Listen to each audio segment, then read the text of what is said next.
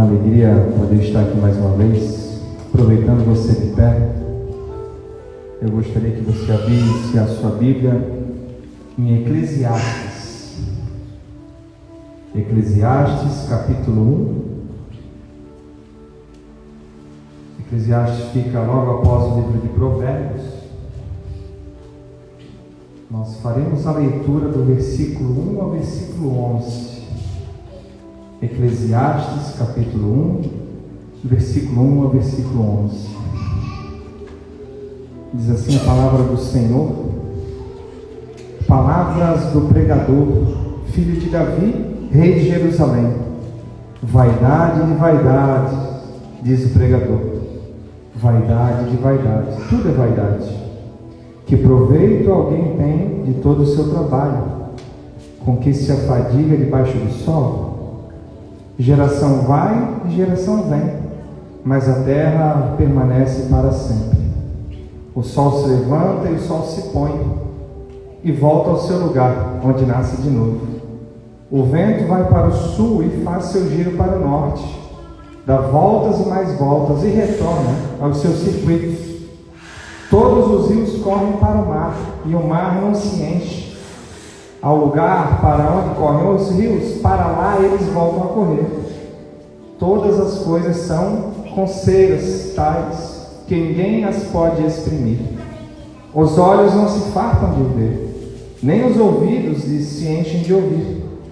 O que foi é o que há de ser, e o que se fez, isso se tornará a fazer. Não há nada de novo debaixo do sol. Será que existe alguma coisa de que se possa dizer: veja, isso é novo? Não, já existiu em tempos passados, muito antes de nós. Já não há lembrança das coisas que se foram e das coisas que ainda virão. Também não haverá memória entre os que hão de vir depois dela. A igreja pode tomar assento por bondade.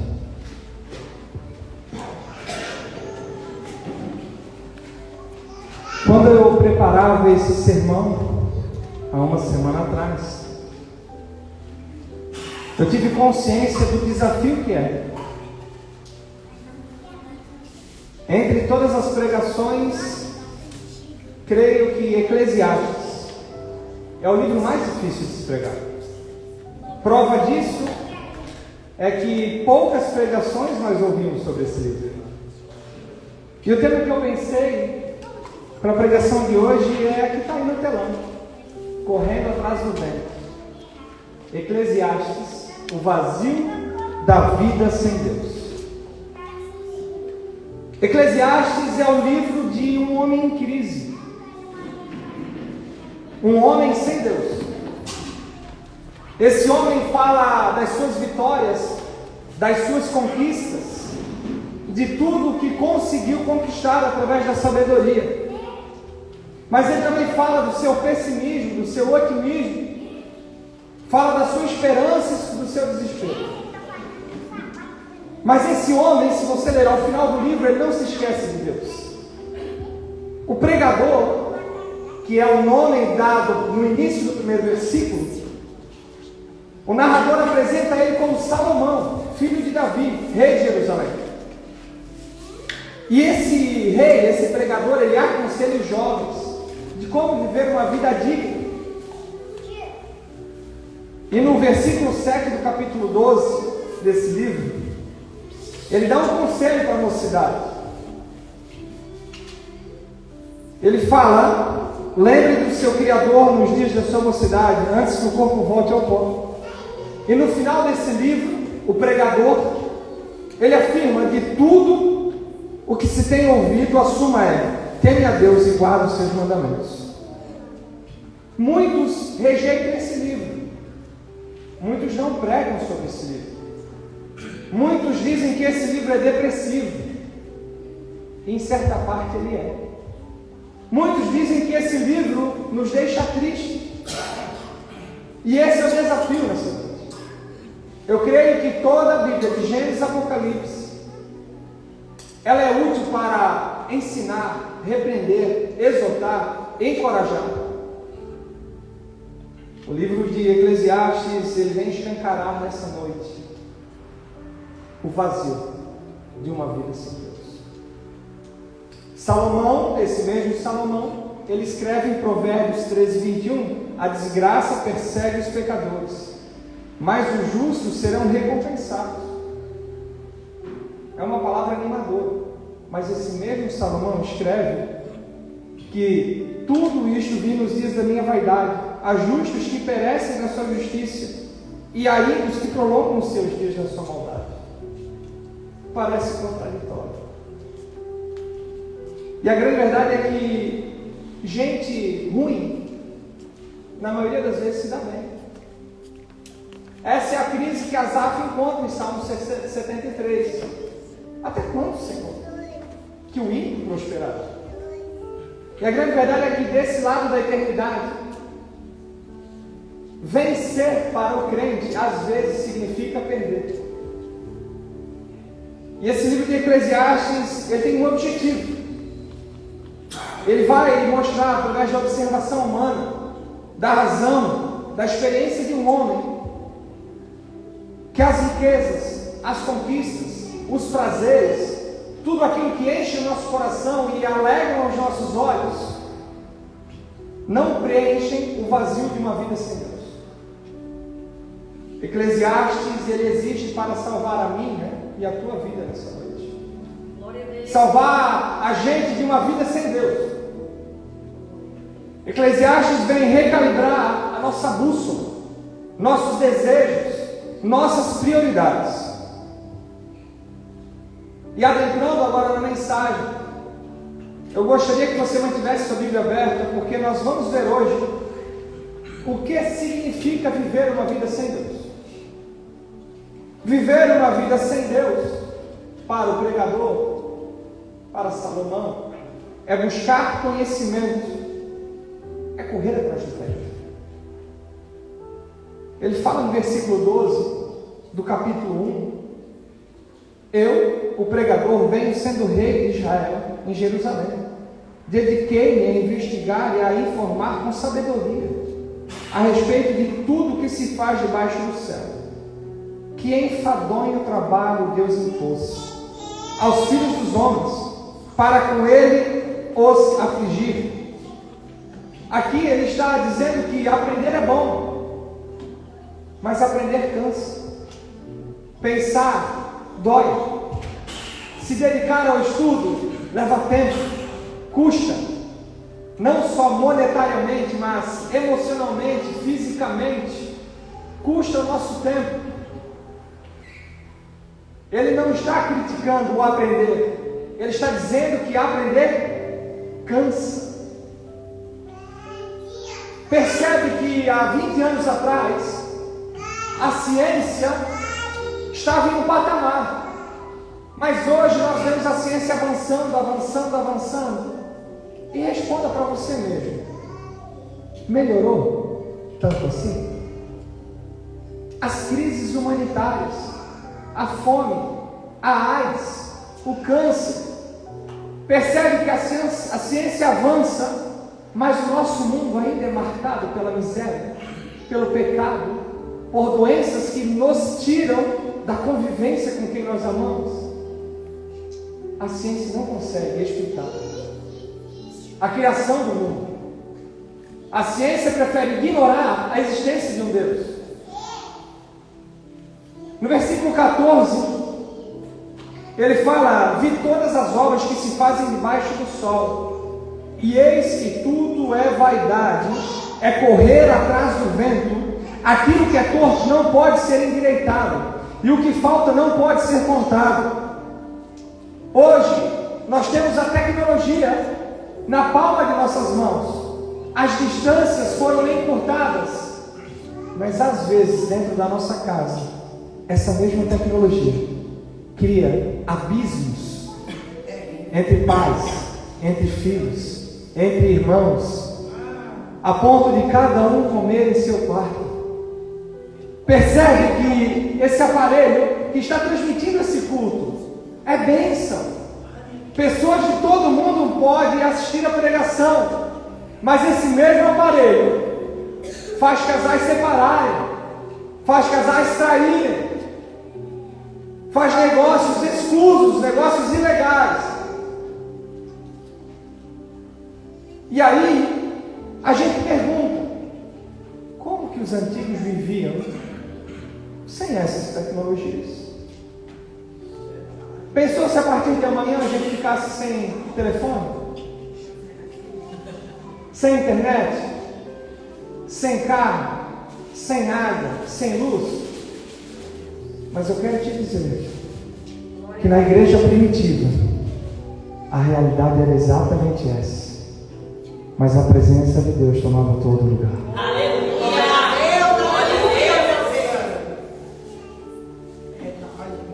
E quando nós falamos de conhecimento, estudar, esse pregador, ele entra em crise. Ele diz, o que adianta? Milhares de pessoas se formando, milhares de diplomas sendo emitidos, milhares de doutores se formando, e a nossa sociedade continua caminhando à beira do abismo, rumo ao caos, rumo ao vazio da existência humana, uma existência sem Deus. E quem diz isso é simplesmente o homem mais sábio do Antigo Oriente. Percebe por que ninguém prega nesse livro? O conhecimento não mudou a realidade. A impressão que eu tenho é que às vezes esse conhecimento humano, à medida que ele cresce, a maldade cresce junto. As pessoas não aprendem para servir, aprendem para criar servos, criar escravos. As pessoas aprendem para ter um salário maior, para ter uma empresa, para ter empregados, para fazer o mundo girar em torno de si mesmo. E esse é o vazio da vida sem Deus. E o termo que ele usa, e você com certeza já viu, tudo é vaidade. Essa palavra no hebraico ela é hevel, e ela significa vapor, significa sem sentido. É isso que ele quer comunicar. Ei, não adianta buscar conhecimento se esse conhecimento não desembocar na nossa autopromoção, não, no serviço ao próximo. Não adianta estudar, se formar, se isso te torna uma pessoa menos parecida com Cristo. Estávamos falando há pouco de um vídeo onde as pessoas fazem dos seus diplomas, do seu conhecimento, um bezerro de ouro. Elas se acham mais especiais. As pessoas se acham mais importantes. Parecem que elas não conhecem o nosso Jesus, que sendo rei, se humilhou, se esvaziou, até chegar em forma humana. E ele não veio como rei humano, ele veio como servo. Versículo 16, ele fala, eu disse a mim mesmo, eu me tornei importante, e superei em sabedoria a todos que governaram em Jerusalém. O meu coração tem tido larga experiência da sabedoria e do conhecimento. Assim procurei conhecer a sabedoria e saber que é a tolice e a falta de juízo, mas descobri que também isso é correr atrás do vento. Porque na muita sabedoria há muito enfado, e quem aumenta o seu conhecimento, aumenta também a sua dor. Ele está dizendo que o conhecimento que não desemboca em servir ao povo de Deus, além de ser perca de tempo, é cansativo, faz suar, faz cansar. Percebe que a criança, em sua inocência, ela vai conhecendo a maldade humana, vai conhecendo a mentira, vai conhecendo a arrogância, vai conhecendo a desobediência. E a criança criada no lar cristão, quando se depara pela primeira violência, pelo insulto, pela mentira, pelo falso testemunho, quando ocorreu esse desastre em Blumenau, nós tentamos proteger a nossa pequena da informação. Mas na escola, os professores orientaram, fizeram certo. E a pergunta que eu recebi da minha pequena é: papai, por quê que pessoas fazem isso? Irmão, isso foi como uma estaca no meu coração. Aquele mundo perfeitinho que às vezes a gente quer criar para os nossos filhos. Esse mundo é pisoteado, é atropelado, é destruído, é desfacelado pela maldade humana. Quanto mais nós conhecemos, mais nós percebemos que estamos em um mundo quebrado, em um mundo caído, em um mundo sem Deus, em um mundo que, se nós não formos alvo da graça, a gente está perdido. Mas existe uma segunda verdade nesse texto: que correr atrás do vento, buscar uma vida sem Deus, é buscar a felicidade nas coisas. Veja comigo no capítulo 2 de Eclesiastes, versículo 1 e 2. Eu disse a mim mesmo: vamos, prove alegria, procure ser feliz. Mas também isso é vaidade. Isso desmonta aquela teoria: não, Tiago, eu decidi para a minha vida que eu não preciso mais do Evangelho. Porque o Evangelho deixa a gente chato. O Evangelho faz eu abandonar muitas coisas que eu gosto. Deus me criou para ser feliz, meu irmão. O objetivo de Deus ao te criar não era para que você fosse feliz. Não. É para que você fosse santo. Irmão, entre ser santo e ser feliz, escolha ser santo. Porque o Evangelho é uma boa notícia, mas ele começa com uma má notícia: negue-se a si mesmo. E hoje que a gente fala: aceite a si mesmo. Tome sua cruz. Não, deixa a cruz para outro carregar. E siga-me. Não precisa seguir Jesus. Percebe a diferença? Buscar a felicidade fora de Cristo é correr atrás do vento. E nós somos especialistas em disfarçar um dia difícil com um passeio. Quantos casais você já ouviu que estavam brigados, mas foram passear no shopping, foram comer fora? A pergunta é: resolveu o problema? Não. Passou uma maquiagem. E na segunda-feira, o problema está exatamente onde ele está. Às vezes nós queremos disfarçar as nossas mazelas, o nosso vazio de coração, comprando.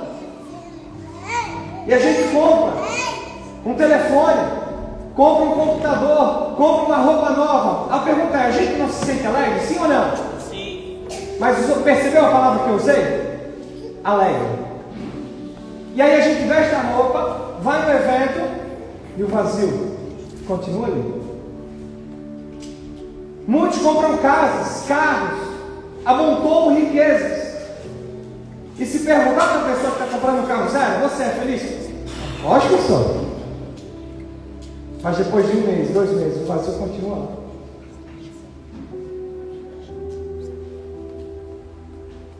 Para muitos, a única coisa que motiva na segunda-feira é saber que a sexta está chegando. Que vida miserável. Uma vida sem Deus é isso. Ó, é segunda, mas pelo menos tem um feriado no meio da semana. É segunda, mas depois da manhã já é quarta.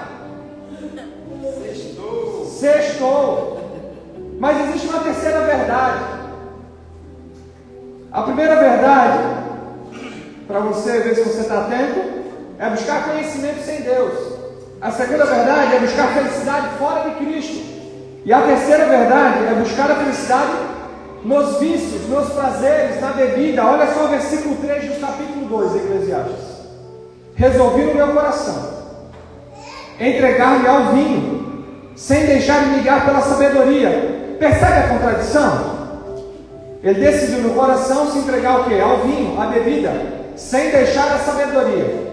A pergunta é, irmão: a bebida, o vício, deixa a pessoa mais sábia? Percebe que a visão dele é uma visão sem Deus. Não, eu decidi no meu coração, vou me entregar ao vinho, mas sem deixar a sabedoria. Por isso que a Bíblia insiste em dizer: ei, não se embriague com a bebida, mas enchei-vos do Espírito. Muitos, diante da separação, do problema financeiro, da família em crise, se entregam aos vícios, bebidas, drogas, cigarros, como uma maneira de anestesiar. Mas a ferida está lá sangrando, aberta, está matando. Mas o importante é que na sexta-feira eu vou sair com meus amigos, como se não houvesse amanhã. E a grande verdade é que sem Deus não há amanhã. Mas existe uma quarta verdade: correr atrás do vento, viver uma vida sem Deus, é buscar a felicidade nas conquistas. Olha o versículo 4, 5 e 6 do capítulo 2. Empreendi grandes obras, construí casas, plantei vinhas. Olha embaixo dele, vê se ele não está só olhando para o próprio umbigo. Empreendi, construí, plantei. A pessoa que está vazia de Deus, ela usa só uma palavra: eu, para mim, para mim, para mim. Versículo 5: fiz jardins e pomares. Para quem? Para o próximo? Não, para mim. E neles plantei árvores frutíferas de toda espécie. Fiz para o próximo, no versículo 6? Não, fiz para mim. Tanques de águas, para com eles regar o bosque que reverdeciam as árvores. Não é errado, irmão, querer conquistar. Não é errado querer um emprego melhor. Não é errado querer uma casa maior, um carro mais novo. O errado é colocar isso no lugar de Deus. O errado é você fazer da sua ambição o seu propósito de vida. Se você olhar a linguagem de Jesus ensinando, e a Bíblia, muita gente entende errado, a fonte de todo mal é o dinheiro. Não, o pessoal não fala. Mas a Bíblia não fala isso. O pecado está onde? No amor ao dinheiro. A raiz de todo mal não é o dinheiro. O problema não é ter dinheiro no bolso. O problema é ter dinheiro no coração. O problema não é ter dinheiro. O problema é o dinheiro nos ter. O problema não é usar o dinheiro. O problema é ser governado pelo dinheiro. E o pregador, o homem sábio, percebeu que buscou a felicidade em coisas que a ferrugem ia corroer, que a traça ia destruir, e nada disso ia adentrar no reino do céu. Será que nessa noite o nosso coração não está envolvido com coisas desse mundo? Mas existe uma quinta verdade: correr atrás do vento é buscar a felicidade em grandes obras. Você percebe? Olha o que Salomão fala: conquistei grandes coisas, grandes empreendimentos. E aqui eu queria que você atentasse, principalmente a partir do versículo 7. Comprei servos e servas, e tive servos nascidos em casa. Também possuí bois e ovelhas, mais do que possuíram todos os que antes vieram antes de mim. Amontoei também para mim, tudo para mim, é para mim, prata e ouro, e tesouros dos reis e das províncias. Provi-me de cantores e cantoras, das delícias dos filhos dos homens, de mulheres e mulheres. Quantas mulheres Salomão teve? 700 esposas e 300 concubinas. Só que ele também descobriu que isso não preenchia um vazio gigante no seu coração. Ele se cercou de cantores. O entretenimento também não preencheu esse vazio. Quantas vezes, irmãos, nós não ficamos maratonando de Netflix? Só vou ver 2 episódios. Depois eu vou ler a Bíblia. Quando a gente lê, nós vimos uma temporada inteira. Gastamos horas e horas. Mas nós não usamos 15 minutos do nosso dia para ler a Bíblia. Salomão, ele tinha tudo, mas ele continuava vazio. Você conhece alguém que hoje em dia se diz, olha, esse cara, não sei como é que esse cara tem depressão. Olha ao redor, irmão, quanta gente rica, milionária, bem-sucedida, família boa, tirando a própria vida. A gente diz, gente, sabe por quê? Porque a gente via só no externo, mas era vermelho de maneira podre. Estava bonito por fora, mas por dentro estava vazio. Salomão buscou nas coisas criadas algo que só o seu Criador poderia fornecer. Um filósofo conhecido, Fyodor Dostoiévski, se você tiver acesso a ler Fyodor Dostoiévski, ele fala assim: existe no homem um vazio do tamanho de Deus. Entenda que existe um vazio em cada um de nós. Só que esse vazio tem um tamanho. Bom, e se Deus é infinito, e é, qual é o tamanho desse vazio? É do tamanho de quem? Das nossas conquistas? Não. Aí quando eu conquisto, a felicidade passa em 2 dias. Ah, o vazio que tem em mim é uma promoção no meu emprego, um aumento de salário? Não. Que no outro mês eu já usei todo esse dinheiro que eu ganhei extra. E aí vem a tristeza. O vazio que eu tenho é a minha esposa. E percebe que muita gente está depositando na esposa só aquilo que Cristo pode fornecer.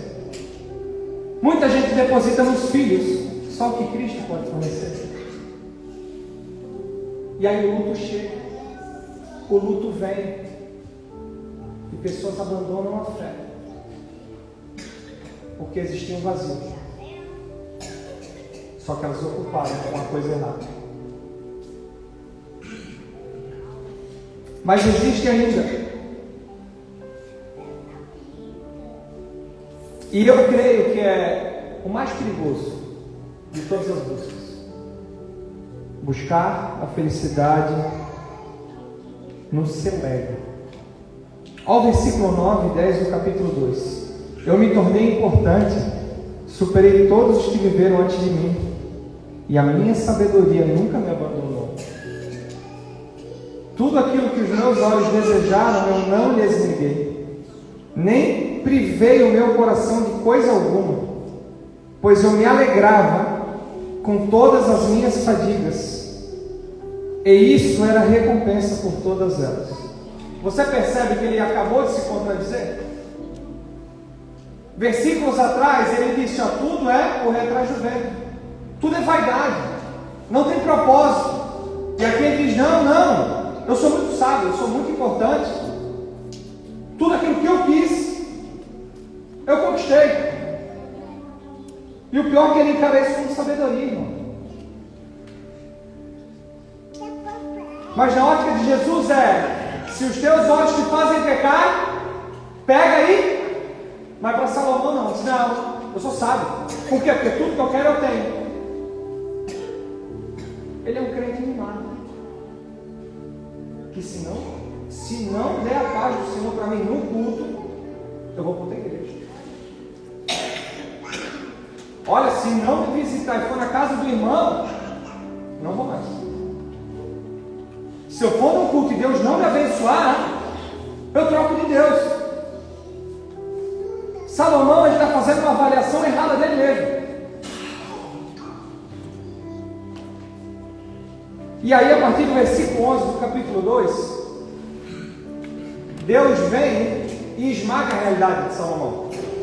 Olha o que o versículo 11 diz do capítulo 2: considerei todas as obras que as minhas mãos fizeram. Ou seja, não foi Deus, foi ele. E também o trabalho que eu com fadigas havia feito. Ou seja, ele depositou nele aquilo que Deus tinha feito através dele. E olha a parte B desse versículo. E eis que tudo era vaidade, era correr atrás do vento, e nenhum proveito havia debaixo do sol. A verdade é que em Salomão, ele está relatando a nossa qualidade. Ele não está falando só dele. Salomão, ele está escancarando às vezes a realidade que nós vivemos. Pessoas bem-sucedidas, com carreiras promissoras, a conta corrente, poupança, aplicação abastada, mas com um buraco na alma, que dinheiro nenhum pode preencher, carreira nenhuma pode preencher, carro nenhum, casa nenhuma pode preencher. Para alguns, o grande projeto da vida é a casa dos sonhos. Enquanto eu não ter a casa que eu quero, eu não vou descansar. Para outros, o projeto da vida é o carro dos sonhos. Enquanto não tiver aquele carro, eu não descanso. Para outros é a carreira. Para outros é a família. Para outros é um corpo musculoso, definido. Mas os ídolos, construindo os nossos próprios, Cristo melhor. O homem tentando encontrar outro além de Deus para o fazer feliz.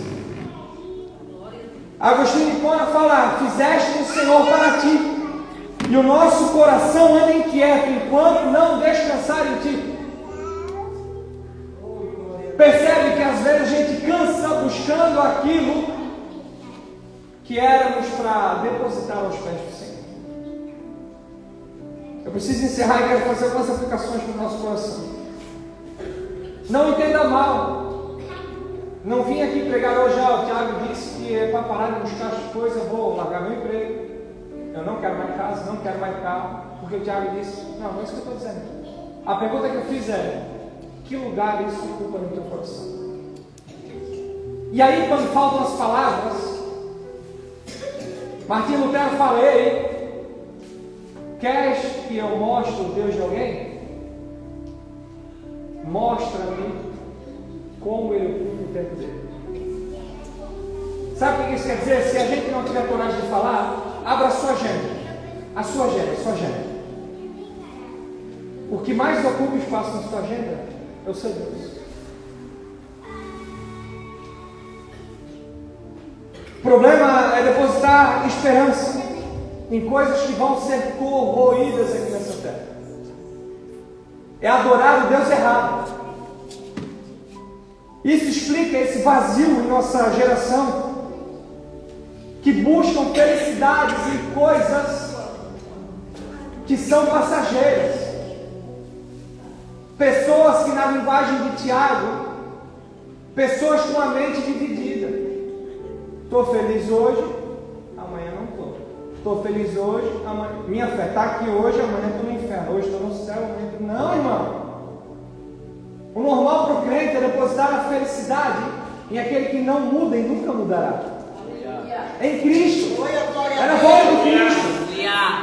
Aleluia, meu Deus. A solução para esse buraco na sua alma e na minha alma reside em uma pessoa. Oh, Deus. E é em Cristo. É? Em nome de Jesus. Oh, glória a Deus. Quero finalizar. E se você não quiser ler o livro de Eclesiastes, vou resumir para você, vou dar um spoiler. Capítulo 12, coloca para a gente aí, capítulo 12, versículo 1, 2, 3. Tiago, qual que é a solução para esse vazio? Eu percebi que eu estou buscando algumas coisas no lugar errado, tá? Qual que é a solução? Versículo 1, 2, 3, Eclesiastes 12. Lembre-te do teu Criador nos dias da tua mocidade. Versículo 2, lembre-te do Criador antes que se escureça o sol, a lua e as estrelas. Versículo 3, lembre-te dele antes do dia em que tremerem os guardas da casa. Capítulo 3, versículo 11. Deus fez tudo formoso no seu devido tempo. E grave só esse versículo. Continuando a pregação. Versículo 11 do capítulo 3. Também pôs a eternidade aonde? No coração do ser humano. Para você que está com vazio hoje aqui, não diga não, eu não sinto isso. Não. A Bíblia disse que quando Deus te criou, desde a eternidade, Ele colocou uma semente. Ele colocou a eternidade no teu coração. É por isso que você, nos dias de aflição, você diz: ei, não importa o que aconteça comigo, porque nossa leve e momentânea tribulação não se compara ao peso da glória que nos aguarda. Oh, glória a Deus! Aleluia! Naquele dia sombrio, Aleluia! no dia que você pensou em desistir, e de repente você foi tomado por um ânimo, de repente você foi tomado por uma esperança. Não é mérito seu, é a semente da eternidade que Deus colocou. Aleluia! Glória a Deus! Pai Santo do céu, aleluia, Deus. Quero orar por você. Oh, glória a Deus! Quero orar por você. Aleluia, meu Deus do céu! Oh, Jesus, tu é muito fiel, Pai Santo do céu. Aleluia, meu Deus. Você possa perguntar ao seu coração: